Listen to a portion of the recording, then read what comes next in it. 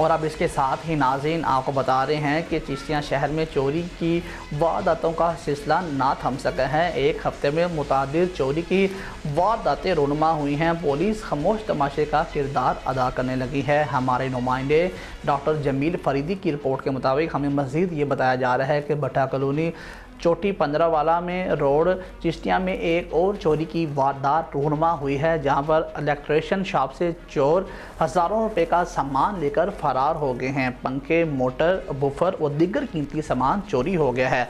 15 पर कॉल करने के बावजूद पुलिस अपनी रवायात को बरकरार रखते हुए 2 घंटे लेट पहुंची है। इलेक्ट्रिशियन का ये कहना है कि मैं गरीब आदमी हूँ, मेरी DPO बहावलनगर से अपील है कि मेरी दाद रसी की जाए। अच्छा, चोरी किवें हुई है?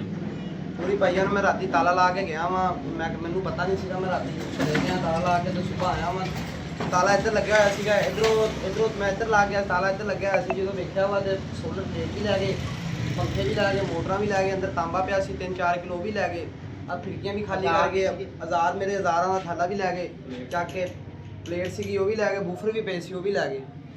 अच्छा, एक कोल कितना नुकसान होया, कोई पता होया? तकरीबन 60-70 हज़ार का नुकसान होया जी।